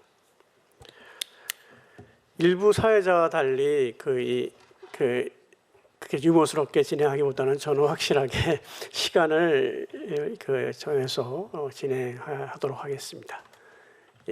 발표가 약간 길어졌기 때문에 토론은 그 7분 이내로 확실하게 그 시간을 맞춰주시기 바랍니다. 먼저 이 청년재단 사무총장이신 박주희 총장님께서 토론을 진행하도록 하겠습니다. 네, 청년재단의 박주희입니다. 네, 그 일부에서 우리 변 박사님이 말씀해 주셨던 그 시범 사업이 사실 약간의 오해가 있을 것 같은데 그 정부가 지원했던 사업은 아니었었고요. 개발원과 이제 청년재단이 함께 진행하고 사실 민간이죠. 그러니까 우리가 정부 예산이 한 번도 확보된 적은 없다. 그래서 빨리 법률을 만들어서 예산 지원이 근거를 만드는 게 중요하다라는 말씀 먼저 드리는데요. 저희가 시범 사업을 하면서 저희는 우리 경계선 지능 청년을 잠재 성장 청년이라고 불렀습니다. 왜 그렇게 불렀냐 하면 그분들은 충분히 잠재력을 갖고 있어요. 다만 배우는 속도와 방식이 조금 다른 사람과 다를 뿐이었고요. 국가적인 지원이 있고 그리고 우리 사회가 조금 더 그들을 이해한다면 성장의 속도 그리고 그 방향은 지금보다 훨씬 커질 것 같다. 그러면 그런 청년들이 일반 다른 청년들과 마찬가지로 일터에서 근무하고 그리고 사람들과의 사회관계망도 원만하게 형성할 수 있을 거라고 기대를 하고 있습니다.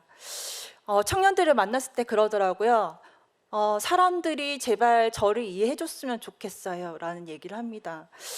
그만큼 사람들이 사회적 인식이 너무 약하지 않았는가. 학년기 때는 선생님과 친구들 그리고 또 이제 구직 활동이나 채용을 한 이후에도 아마 동료들과 그리고 고용주들은 경계선 지능에 대한 인식이 너무 없었기 때문에 오해를 하고 그들을 먼저 이렇게 품기보다는 조금 내치는 방향을 선택했지 않았을까. 근데 정말 청소년기와 그리고 성인기가 되는 과정은 정말 중요한데 그 중요한 시기에 이 친구들이 정체성의 혼란을 느끼고 또 다른 세계에서 살고 있다는 느낌을 갖게 한 게 우리 사회가 너무 잘못됐다. 그래서 저는 사회적 인식 개선이 무엇보다 시급하다고 생각을 합니다. 저는 뭐 청년재단에 있다 보니까 청년들 정책들을 많이 보는데요. 이번 정부에서도 그렇지만 청년 정책들 진짜 많습니다. 근데 국가가 청년 정책을 왜 할까요? 학령기에서 성인기로 넘어간 이 과정에서 원만한 성인으로서 이행을 하라라는 거를 국가가 도와줘야 되기 때문에 그 청년 정책을 시행하는 겁니다. 그러면 우리 경계선 지능 청년들이 친구들과 같이 다른 사회에서 엮이고 사회에 참여하고 직장을 구하고 직무 교육을 받고 본인이 맞는 맞춤형 어떤 직업을 찾는 취업 지원은 당연한 청년 정책입니다. 저는 이 경계선 지능 청년 사업을 하면서 이게 복지의 정책으로 보지 않았어요. 청년 정책인데 왜 아직 정부는 안 해주는 걸까? 라는 이런 심정으로 이 사업을 진행을 했었습니다. 그래서 그런 청년들, 우리 경계선 지능 청년들도 자립을 하기 위해서는 하루빨리 이게 청년 사업으로 정착이 돼서 당연히 국가가 하고 예산을 반영하는 거다라는 분위기를 만드는 게 무엇보다 중요하다고 생각합니다. 그런 청년들 정책 중에서 일자리 정책이 제일 많아요. 일자리, 고용노동부의 수와 예산 규모, 그리고 지역 청년들을 위해서는 행정안전부의 사업들도 많이 늘고 있습니다. 근데 제가 현장에서 이런 청년 사업을 하시는 분들을 뵈면서 경계지능 청년들 되게 많이 얘기해요. 근데 이러시더라고요. 청년 도전 사업을 진행하는 어떤 분은 이 사업에 참여하는 분들 중에 경계선 지능 청년분들이 있는데 배움의 속도를 못 따라가는 것 같은데 자기가 어떻게 해줄 수가 없다. 분명히 다른 트랙에서 배워야 되는데 왜 이렇게 그냥 두고 있을까?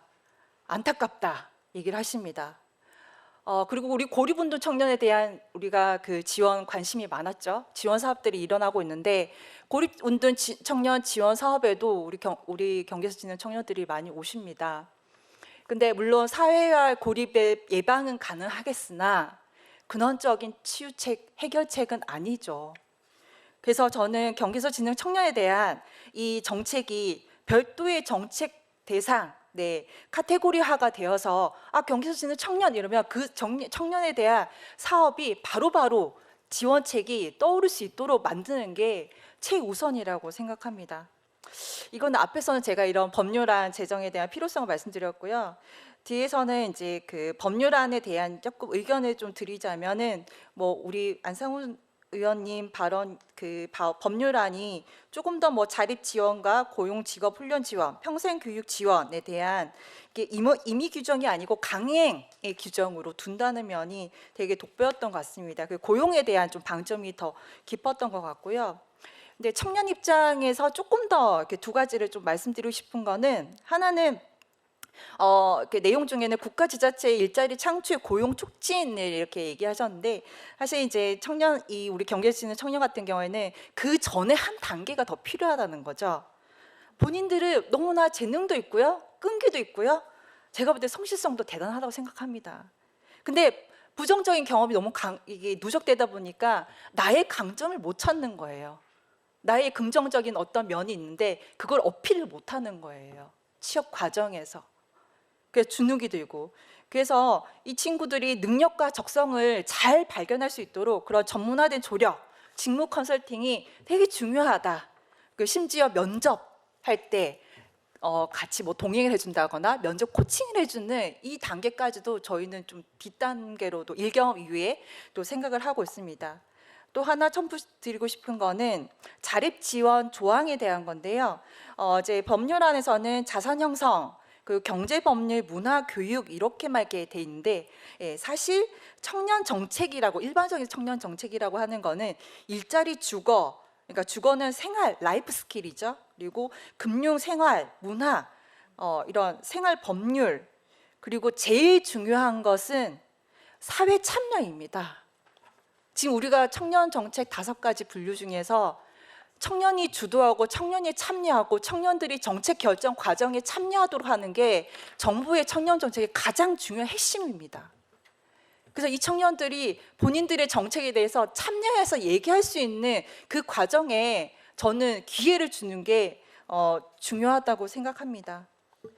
네, 많은 말씀드렸지만 저희는 잠재 성장 청년들에 대해서 일 경험에 대한 어떤 체험을 드리고 싶고요. 사회 관계에 있어서의 어떤 역량을 키울 수 있는 그런 체험을 드리고 싶고 면접 과정에서의 면접 역량을 높일 수 있는 그런 역량 체험.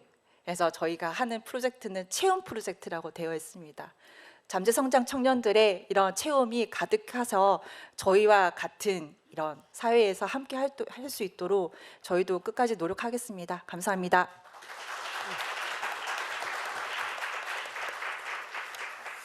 예, 박주희 총장님 시간을 정확히 지켜주셨어요. 기본적으로 경계선 지능 청년에 대한 사회적인 지원의 책무를 강조하는 것부터 시작해서 구체적으로 이제 어떻게 지원하는 거에 문제를 두고 직무 컨설팅, 코칭, 그리고 이 지금 제안된 발의된 법안들도 비교를 해주시면서 가장 중요한 거는 이 청년 지원 정책의 틀 내에서 경제선 지능인도 포함되어야 된다는 말씀하셨습니다. 사회 참여를 강조하시면서 그 말씀을 하신 걸로 기억합니다.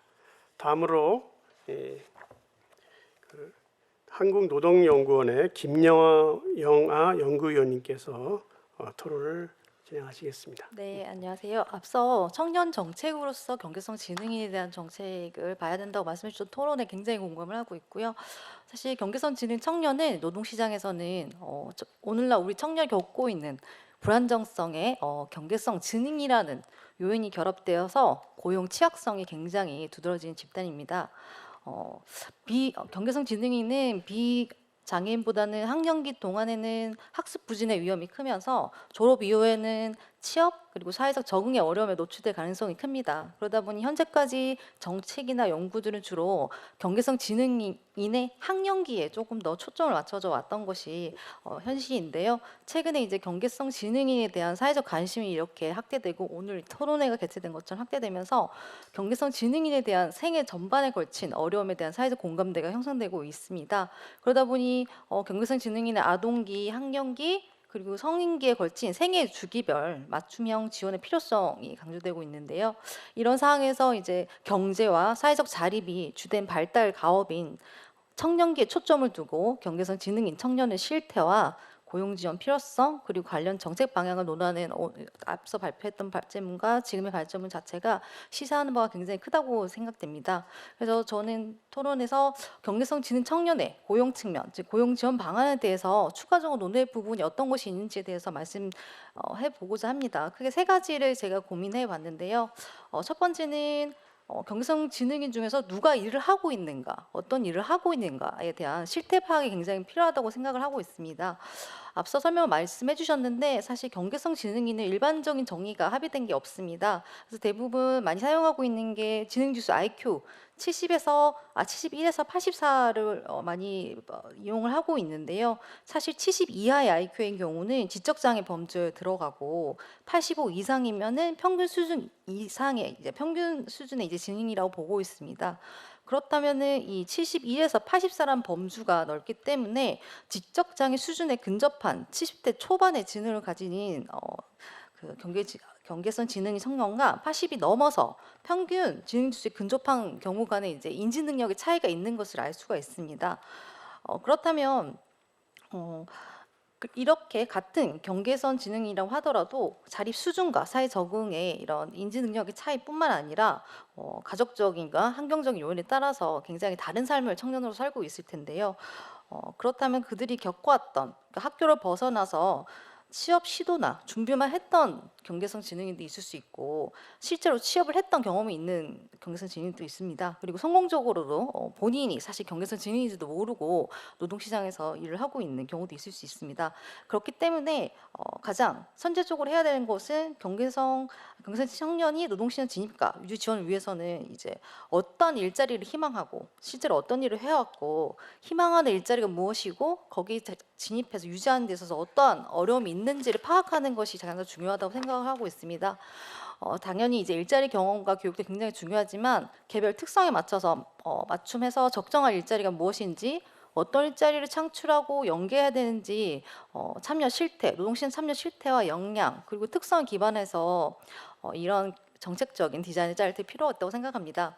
그리고 이제 이어서 시간이 얼마 안 남았다고 말씀하셨기 때문에 사실 제가 이 경계선 지능인에 대해서 SNS에서 굉장히 인상적인 글을 본 적이 있습니다. 이제 그게 되게 핫했던 글이었는데요. 그게 일례로 본인은 대학교 4학년이고 지방 거점 국립대를 다니고 있다고 하였는데 자신이 대학을 졸업하고 시점까지 본인이 왜 새로운 업무를 익숙해하고 실수를 많이 하는지 몰랐다가 경계성 지능이라는 것에 대한 개념을 알고 난 뒤에 뒤늦게 검사를 해보니 자신이 경계성 지능인 걸 알게 됐다고 차라리 검사를 하지 말았으면 좋았겠다라고 하는 글을 본 적이 있습니다. 왜냐하면 사회적으로 인정받았던 것이 어떻게 보면은 좋을 수도 있겠지만 자기는 모른 채로 약간은 부족했지만 잘 살고 있는데 그래서 자기가 줄임말로는 보니까 경지라고 그렇게 하시더라고요, 청년들이. 그래서 자기가 경지가 됐다라는 글을 쓰면서 차라리 몰랐을 때가 좋았을 것 같다라고 글을 쓰신 분도 있었기 때문에 저는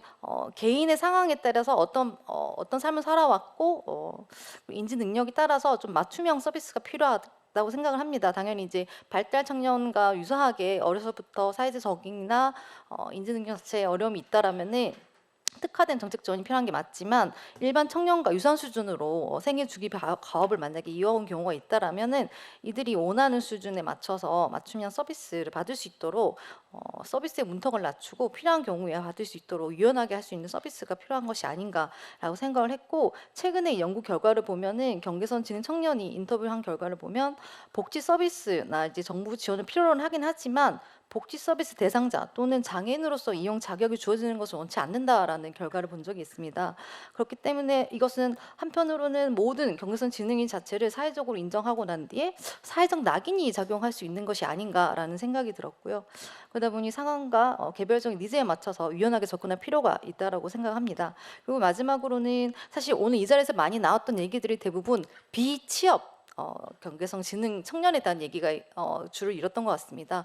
물론 비취업 경계성 지능 청년이 노동시장 진입을 위한 교육 훈련과 여러 가지 굉장히 중요하지만 저는 한편으론 현재 취업해서 활동하고 계신 경계성 지능 청년에 대한 일자리 유지 지원도 굉장히 중요하다고 생각하고 있습니다. 급변하게 일자리 환경이 변하고 있고 업무가 변하고 있기 때문에 노동시장에서 취업자로 일을 하고 있으신 분들도 일자리를 유지하고 취업자로서 자신의 생애를 이어갈 수 있도록 이제 그런 정책적인 부분도 비취업 경계성 지능인뿐만 아니라 취업해서 노동시장에 있으신 경계성 지능 청년에 대한 지원도 동시적으로 이어져야 된다고 생각합니다. 네, 제 토론 여기서 하겠습니다. 마치겠습니다.